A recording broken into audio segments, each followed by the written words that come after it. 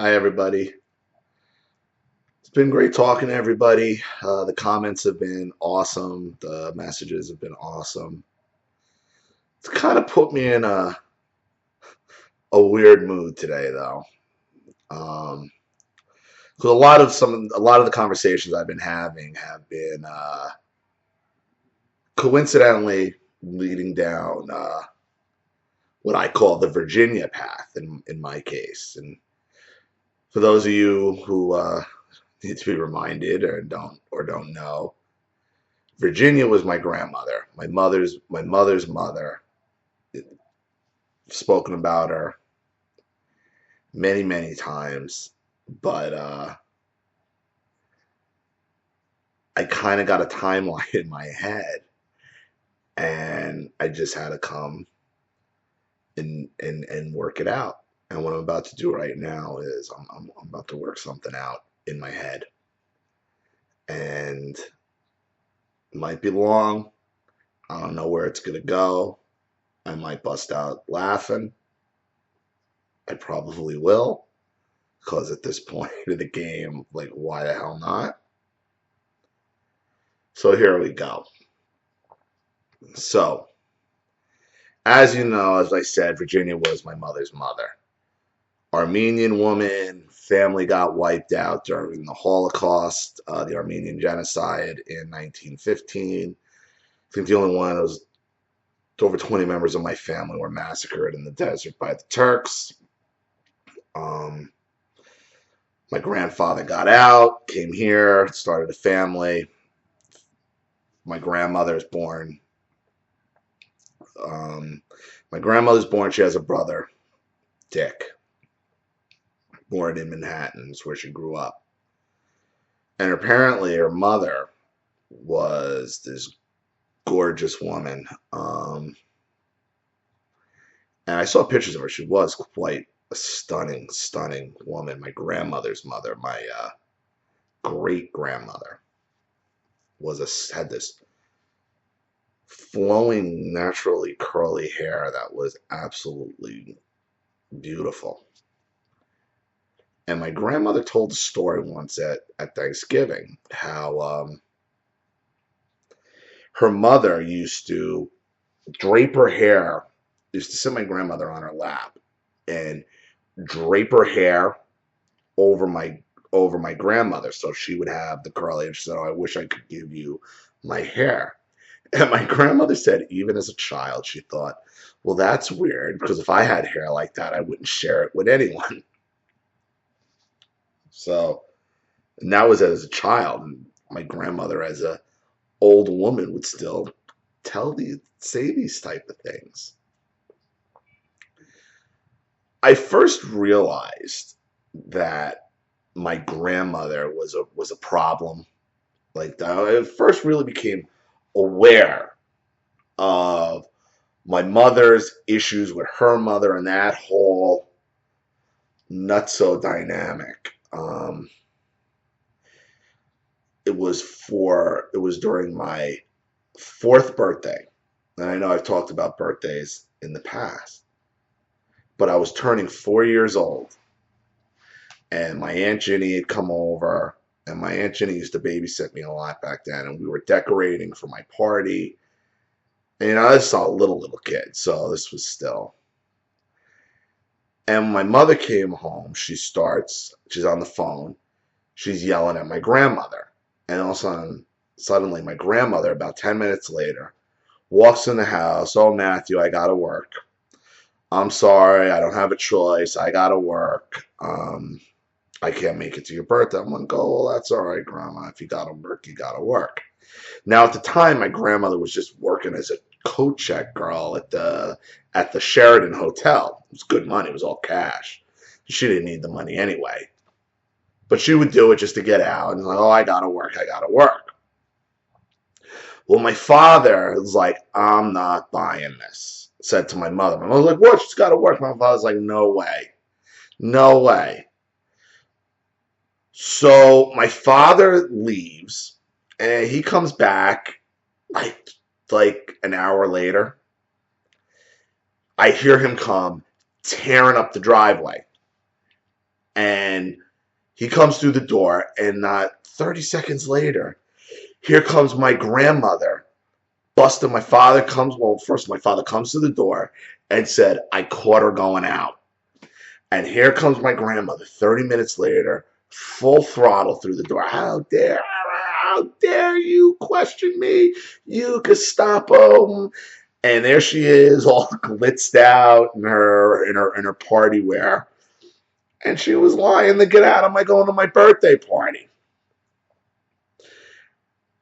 And the fight that ensued was just my mother screaming at her and her screaming at my mother and fingers at my father, and the calls of Nazi Gestapo, because that's what came out anytime my grandmother got into it with my grandfather. You're going right to the Third Reich. You're going right to the Third Reich. There it is, because my father, German, is half German, half Italian. Everything is Nazi this, Nazi that, you Gestapo. And there we are. Now we're goose stepping. It's a 4-year-old's birthday party. Now there's accusations of genocide, Gestapo tactics. You just want to. This is supposed to be a 4-year-old's birthday party. I think I mentioned that. So, at 4 years old, I just walk into the middle of this chaos, and I go, if you don't want to be here, Grandma, and if you got somewhere. I remember I said, if going out is a better time than here, then go out. And that was it. And the room went silent, and she stayed and had a puss on the rest of the evening. So, and these episodes, continued. My mother and grandmother would fight daily on the phone. And my mother would tell my grandmother all her business. She would tell her how much she spent at ShopRite. She would tell her how much. And it was just, it was crazy, because my mother would be like, Argh! And you'd hear that phone get slammed down. That ding! Fuck, here it comes. Because that ding of the phone being slammed down, because now she's pissed off at her mother, means I'm about to catch a fucking beating. Now I gotta catch a fucking beating. That bell ding!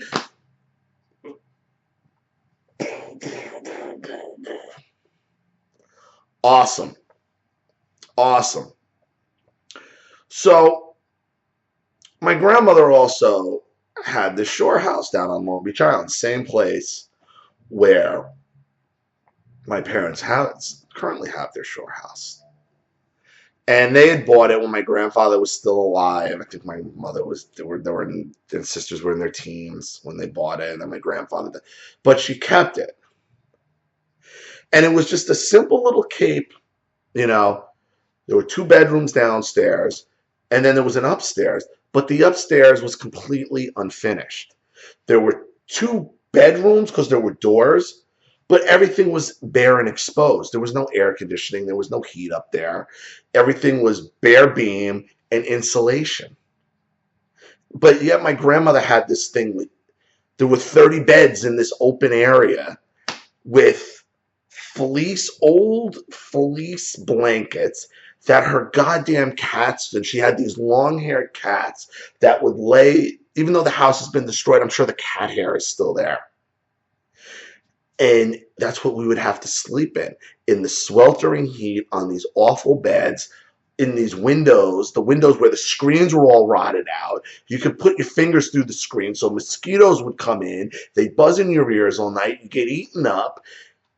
My grandmother would then come, and God forbid you had these little shitty fans. My grandmother would get up at 2 a.m. and turn everybody's fucking fans off.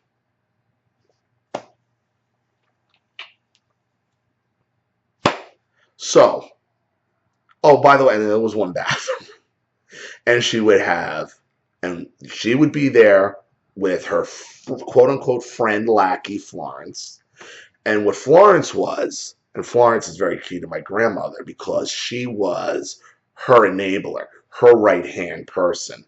where my grandmother could push her around, get her to pay for things, make her feel bad, because Florence was this single, pathetic woman, nice lady, but my grandmother totally used her. Used to make her drive her around like a chauffeur, buy her things. It was crazy. So my grandmother would be there. Florence would be there. Then I'd be there with my parents and my brother. And my aunt would be there with her husband. And later on with her 2 kids. So there's another 4. And then my Aunt Barbara and whoever she was dating. So there could be anywhere from 8 to 12 people in this house with 1 bathroom and 1 outside shower, because you weren't allowed to shower inside. You only had to shower. She was allowed to shower inside. You weren't allowed to shower inside. You had to shower outside like a peasant. And she monitored your hot water, and she'd turn off the fucking hot water on you. And she'd monitor how much toilet paper you'd use. And then you'd have to comment and answer for the toilet paper you use. Even though my parents were buying the toilet, you still had to answer for it. So we'd be down the shore, and then there would be these fights daily about any and everything. Any and everything. My grandmother would steal the food. They'd find the food hidden in her closet, and that was another fight. It was fight after fight after fight. And then when they would get together and these fights would go on and he'd be screaming, there was this giant brass bell outside. And then one of them would just start banging on the fucking bell for no goddamn, and just to be louder than the next. Insanity around this woman. For some reason, there was one night where it was just Virginia and Florence and my parents and me in the house. Fight started between my mother and grandmother. They're going at it. They're nose to nose. My mother turns, and then fucking my father tries to get my father. Here come the Nazi. Here it comes again. Swastikas are coming out. Here we go. My mother turns, says something to my father, says something stupid to my father, hits his switch. Now my father's switch is hit. He's got rage in his eyes. He grabs my mother by the back of the head and the throat, picks her up to try to literally dragging her up the stairs. My grandmother jumps on his back to break it up. There's a whole thing. And I'm watching this from the couch. And my grandmother would say, to the day she died, I saved your mother's life that day from killing. Like, bitch, don't you realize you all start, like, you're all nuts? You're like my grandmother thought she deserved credit for saving my mother's life. It's like, don't you all understand you're fucked? And they don't. And they don't. So a couple of years later, my grandmother asked Virginia finds a man. She finds a boyfriend. This guy, Frank, and he was from Montana. So he was nicknamed Montana Frank. And my grandmother had it for him. Once she was dating this guy, the lackey Florence was nowhere to be seen. She wasn't down the shore. She was out. You're out! Out! And my mother would send me and my brother down the shore alone with my grandmother and this guy. And my grandmother and him would then sneak off into the bedroom. And there's my grandmother riding the bus to Bangtown. And I'm listening to it.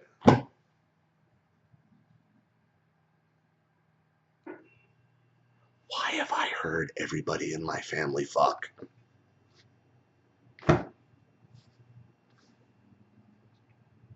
There she was, just fucking banging the shit. Just didn't care. Oh. It's really something special when, you're hearing your grandma fucking banging in the bedroom. Some dude, he was a nice guy and all, and she really liked him because she acted like a different person around him too. And that was the key to the story about him. My grandmother was grandmother of the year for the 2 years that dude was around. Presents, lavish, oh my, different person. That Christmas that dude was around, you never saw such great gifts. Dude, we ate prime rib for Christmas. Like, it was that level. And then the next year, she went out to go visit him in Montana and found out he was banging someone else. Oops. Comes back, all devastated. Now she's the victim. And who's now back by her side again? Her lackey Florence. Pick up right where they left off. So, these fights would go on and on and on until finally we got to a point. Be right back. So finally we get to the point where there's this fight down the shore. And I'm like 13 or 14 at the time. And what it was and what happened was, you see, Virginia had these rules where you were treated like a servant. You weren't allowed to use the front door. You had to walk around. Only she could use the front door. Only she could shower inside. Only she could use the dryer. Everybody else had to use it was like all this stuff that she would put on. So my grandmother was out in front of the house talking to somebody. And my brother really hated my grandma. Like, he hated her. Hated her. From the get. And she hated him. And I'm like, hey, Mike, look at that. Grandma's out there. Like, yeah. I'm like, why don't you lock the door? So he goes. He locks he locks the screen door. And I'm like, come on, let's go upstairs. Well, I can't hear her. So we go upstairs, and my parents were up there in their room, and we just go in my parents' bedroom. And we're like, yeah, we're just shooting the shit, acting like we're shooting. And also my mother, you can hear her banging. And my mother goes, I think she's locked out. Oh, we'll let her. So she goes over. My father's like, let her go around. And that's what we were going to do anyway. So she goes around and comes flying up the stairs through the door. And it's on, you locked me out on purpose, you mother. To my blaming my mother. I mean, my brother didn't say we did it. We let them think that she did it because she's so senile, the door locked on its own, which it used to do every now and again. So that's why we let it roll. And we didn't admit for many years that it was us who had done it. But fuck her, because we couldn't stand her anyway. So that puts on this whole, and my father finally got in Virginia's face, you fucking evil bitch, Gestapo Nazi. Then my grandmother starts slamming windows and screaming and yelling. And my father then, it's like, that's it, packed up, we left, took all the food, which freaked her out because he took all the food that he had bought, and that's all my grandmother. So that was another. And my father never went back to that shore house, or never even went back to that island until he rented a year before they bought. That happened in 86. And then they bought the house in 93. And so in 92, they rented a house, and then they bought a house. My father never went back to that house again. So fast forward a couple years, and my brother is graduating high school. And he's having his high school graduation and his party. And my grandmother didn't go to my brother's graduation or his party because somebody down the shore was going to give her a free dryer, clothes dryer.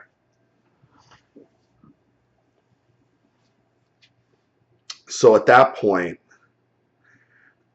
I said, because my grandmother had fucked me over numerous times, but once she did it, to my brother getting out of high school, I said to my parents, I'm like, you know what? I'm done with her. I don't want her.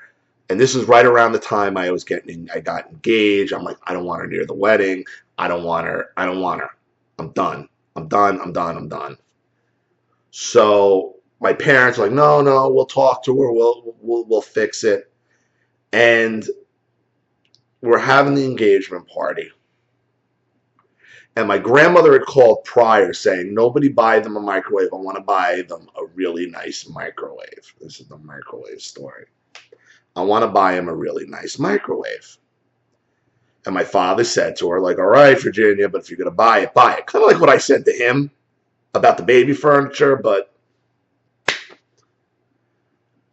fast forward to the party we open. I'm like, I look at the box. I'm like, this is not a microwave. And my mother's like, oh, no, it is, it is, it is. I'm like, it's too small to be a microwave. She comes 10 minutes later, all mad. She's like, it's a toaster. I'm like, I told you. I'm like, just give it back to her. I'm like, I don't want it. The next day, my father just dropped. It's like, here, you didn't do what you were supposed to do. You're done. And then it's another fight, another Gestapo thing. And again, and this is the root of my father showing up at the house when I was working overnight. At that time, I was working overnight again because there had been a lot of jewelry break-ins, and I was working 70 to 85 hours a week because we're having these jewelry break-ins, so we're working round the clock in the stores. And my grandmother knew this, and she called me after I was only asleep for like a half hour, and she starts yelling at me. And I finally sat up in bed, and I'm like, listen, you old bitch. You are dead to me. You're dead to me. And I hung up the phone. I'm like, never call me again. You fucked me my entire life. And now you're fucking my brother. And now you're going to fuck me. I'm like, you're dead to me. And I hung up on her. So from there on in, everything had been about, well, he wished me dead. That was her whole thing. I was like, he wished me dead. He wished me dead. Which is what the narcissists will do. They think they can hang their hat on one thing. And I didn't wish her dead. I told her she was dead to me. And it's a big difference.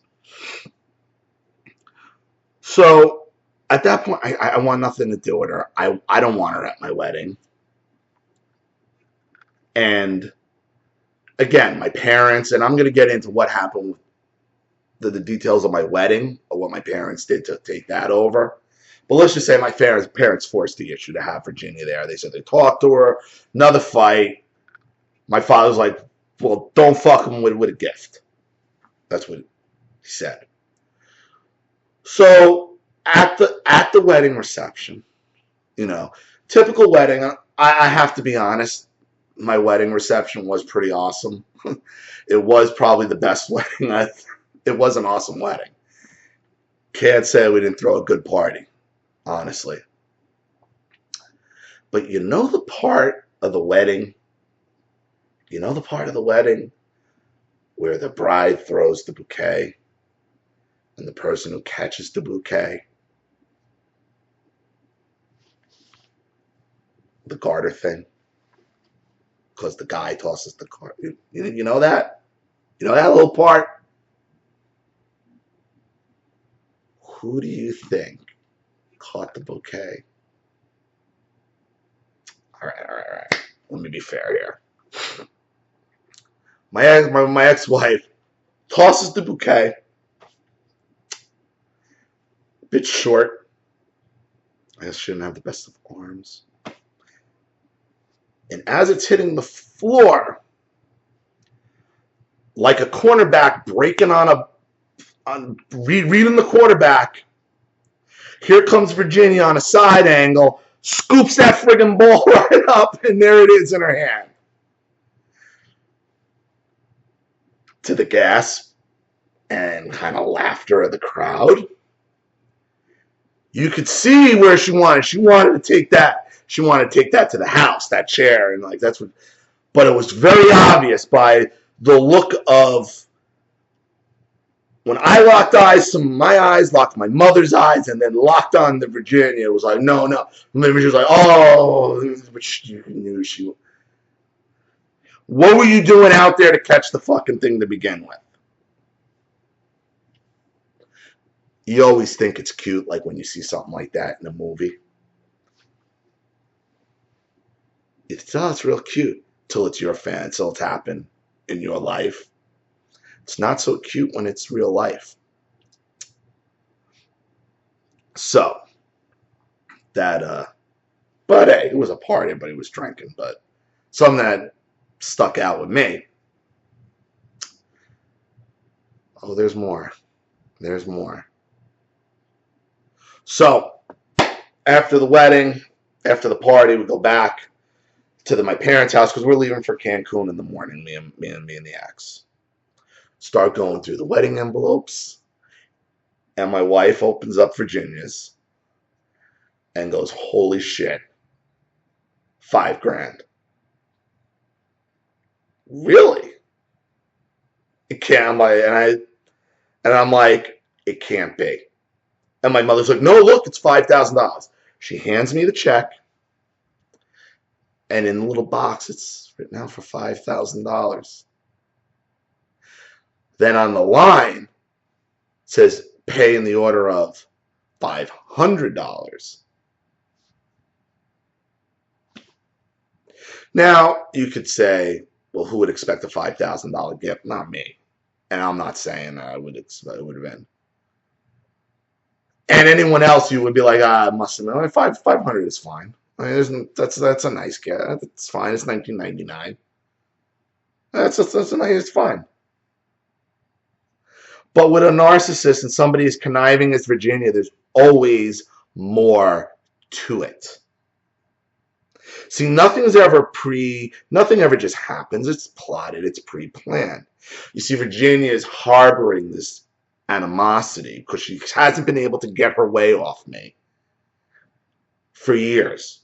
Basically, since the lockout incident is where it started. But then after my brother, I cut her off. This has been the bane of her existence, is me cutting her off and telling her she's dead to me. And my mother was cutting her out, and the sisters had cut her out. Basically, they were having no contact with her either. So you get to the point like, oh, here's the gift. It's a lot like the will. Here's my opportunity for Virginia to stamp this, to make it look like, to put her mark. It's written out for 500. It's 5,000. Okay. I don't care. And my mother's like, no, I'll bring it back. I'm like, I don't care. I don't care. Well, assume. I'm like, I'm not assuming anything. I was like, I'll bring it back. I'm like, you're in for a problem. No, she's just old. I'm like, she did this deliberately. You're in for a problem. I tell her, no.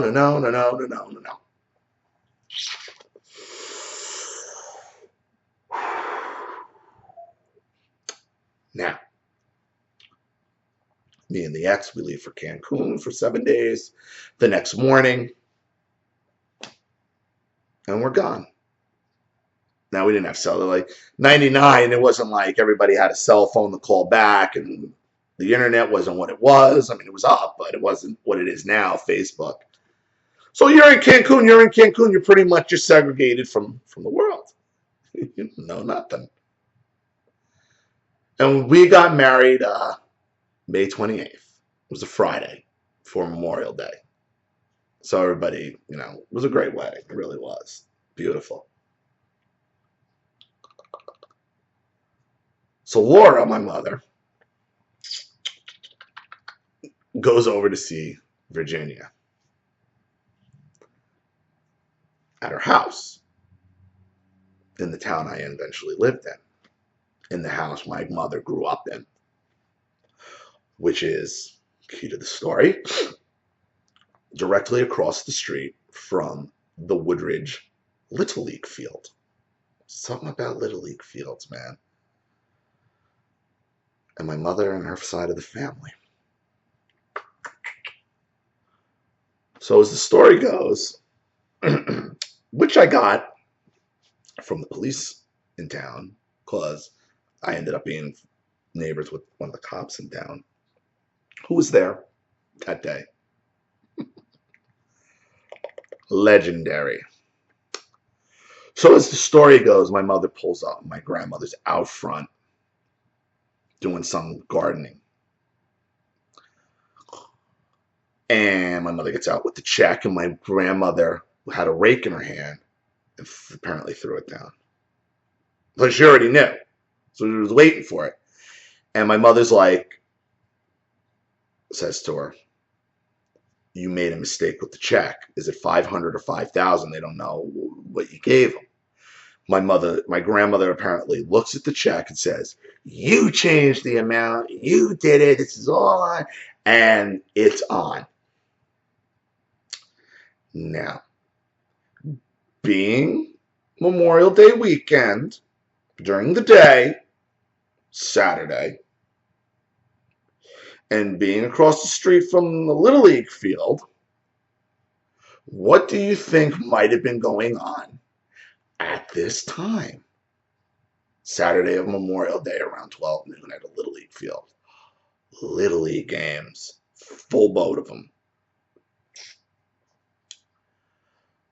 So the Laura in Virginia show is now on in the middle of the street.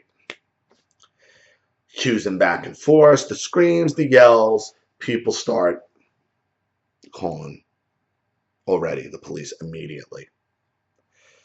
So what happens is it gets to the point where my grandmother rips up the check, throws it, and says, now they're getting nothing,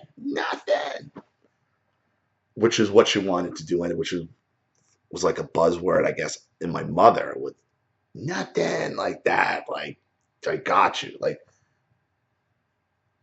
well, my mother's not going to put up with that after all her abuse and this bullshit. No, she's not going to take that from a 70-year-old woman. Not when she's got a 3-ton Ford Explorer to try to run her down with. Oh, yay! Mom gets in the truck, whips it around down the street, takes a running start, chases my grandmother across the fucking lawn. Woo! One way or the other. My grandmother goes back off, over the curb into the street, down.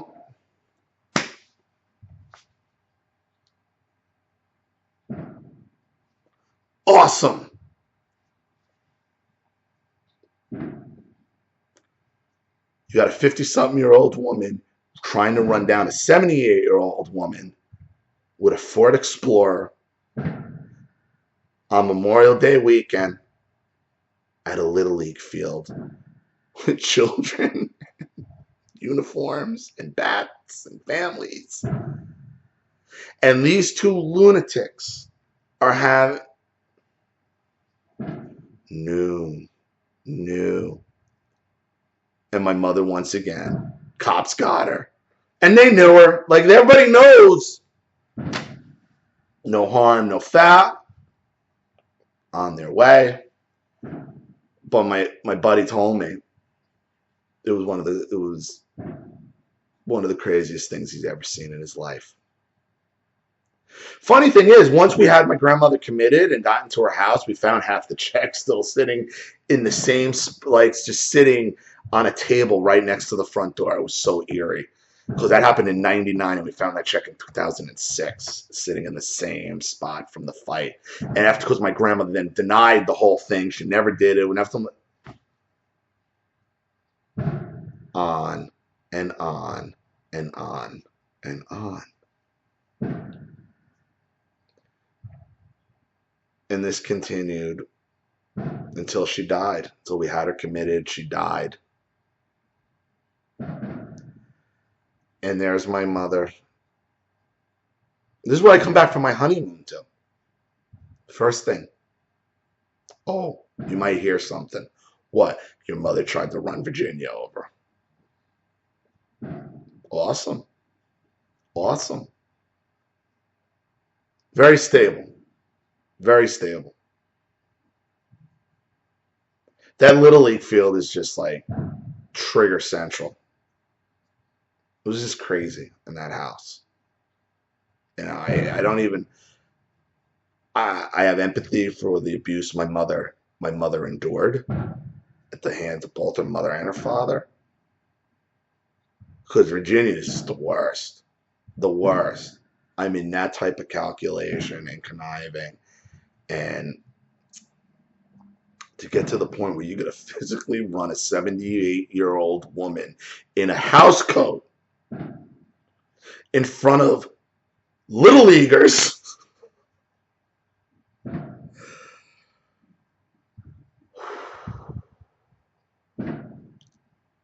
That's special. Kind of fucked up. You can probably hear the fireworks in the background, by the way. There's a fair going on at the park across the street. So, wow. Like I said, I knew this was going to be a long one. It was a bit of a weird one. But I really needed to get the Virginia Chronicles out there because they're absolutely insane. And there's tons more stories. These are the major ones. These were kind of like life defining. Like you're not gonna forget these. All right, everybody. So if you're still watching, I hope it was worth it for you. Feel free to comment, share, subscribe. This is Ollie Matthews, and I'll see you all again real soon. Thanks for watching. Bye.